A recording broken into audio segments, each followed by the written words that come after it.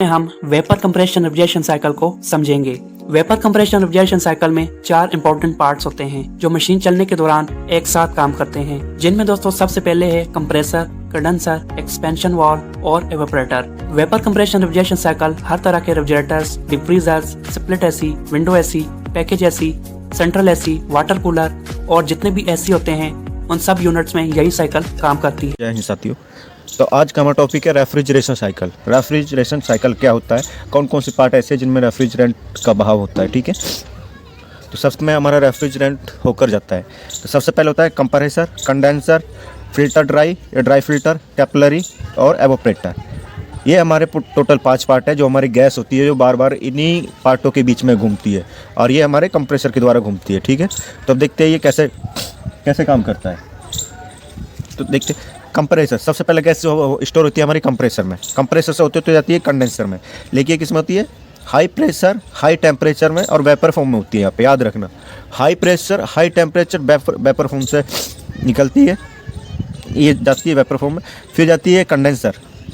ठीक है, कंडेंसर में से जैसे ही घूम घूम के वहाँ से फिर निकलती है हाई प्रेशर हाई टेम्परेचर लेकिन लिक्विड फॉर्म में।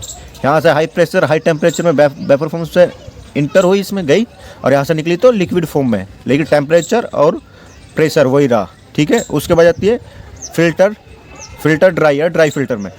ठीक है, और ड्राई फिल्टर का काम है जो यहाँ से आ रहे गैस के जो छोटे छोटे कण होते हैं उनकी जो अशुद्धियाँ है उनको छानने का काम करता है फिल्टर। इसमें एक साइनो लिक्विड की गोलियाँ पड़ी होती हैं, छोटी छोटी सी, तो गोलियाँ पड़ी होती है जिससे कि गैस छन के निकल के जाती है। ठीक है, और जैसे यहाँ से हाई प्रेशर हाई टेम्परेचर की गैस इसमें से निकलती है तो ये यहाँ लगी होती है कैपिलरी का बहुत छोटा सा मुंह होता है। यहाँ से प्रेशर से गैस जा रही होती है तो छोटा सा मुंह होता है इसका। तो जितना एवापोरेटर को हमारे रेफ्रिजरेंट चाहिए तो ये प्रेशर और टेम्परेचर को कम कर देती है, यानी लो कर देती है, क्योंकि इसका मुंह छोटा होता है। यहाँ से तो चली जाती है, जैसे ये इसमें आती है तो किसी चीज़ का temperature high pressure high temperature जो आ रही गैस को उसको यहाँ कर देती है लो प्रेशर लो टेम्परेचर में। ठीक है, capillary low pressure low temperature में यहाँ पे आ जाती है एवापोरेटर में। जब एवापोरेटर में एंटर होती है तो होती है low pressure low temperature liquid में होती है, लो प्रेशर लो टेम्परेचर और लिक्विड में होती है। लेकिन एवापोरेटर जब रूम की जब हवा लेता है, रूम की गर्मी अपने अंदर खींचता है, अब ये क्या नाम है यहाँ से तो और ये फिर ये अपने अंदर जब हवा को खींचता है रूम की गर्मी से पिघल के, तो जो हमारी गैस इन सब में घूमते यहाँ से जब आउट होती है तो होती है लो प्रेशर लो टेम्परेचर और वेपर फॉर्म में। यहाँ एंटर हुई थी लिक्विड फॉर्म में और यहाँ एंटर होती है लिक्विड फॉर्म में और आउट होती है, यहाँ से निकलती है एवापोरेटर से तो वेपर फॉर्म में निकलती है। जब ये वेपर फॉर्म से निकल जाती है तो फ्री आ जाती है कंप्रेसर में और फिर ये कंप्रेसर में आ जाती है। कंप्रेसर से फिर हाई टेम्परेचर हाई प्रेशर और वेपर फॉर्म में फिर ये इधर जाती है, फिर ये वेपर फॉर्म में जाती है, फिर निकलती है high pressure high temperature liquid से निकलती है लिक्विड फॉर्म में। और जैसे लिक्विड फॉर्म से निकलती है फिर इसकी कुछ अशुद्धियाँ हो जाती हैं जो कि फिल्टर उसको छानने का काम करते हैं। फिल्टर लगा होता है नुके आजा फिल्टर, तो वो छानता है इसको, गैस में छोटी छोटी जो भी अशुद्धि होती हैं छानता है। और चॉकिंग होने का सबसे बड़ा कारण होता है अपना फिल्टर। जब भी आप मतलब कि फ्रिज में या किसी भी उसमें गैस चार्ज करो तो फिल्टर को हमेशा चेंज ही कर दीजिए तो बढ़िया है, क्योंकि सारी अशुद्धियाँ हमें फिल्टर से ही मिलती हैं।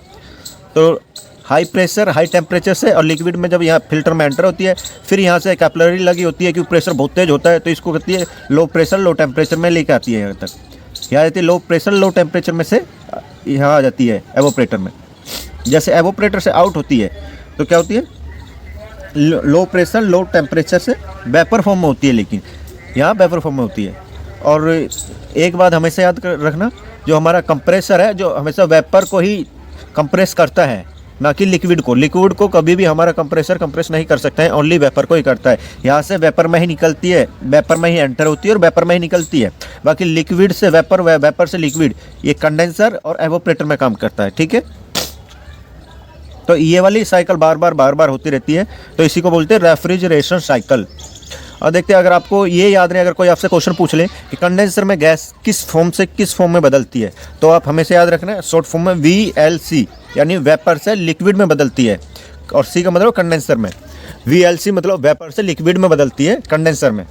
और एवापोरेटर में इसका उल्टा होता है, LVE यानी लिक्विड से वेपर में बदलती है एवापोरेटर में। LVE का मतलब होता है लिक्विड से वेपर में बदलती है एवापोरेटर में। आशा करता हूँ आज की वीडियो अच्छी लगी होगी। अच्छी लगी तो चैनल को सब्सक्राइब, लाइक, शेयर करें और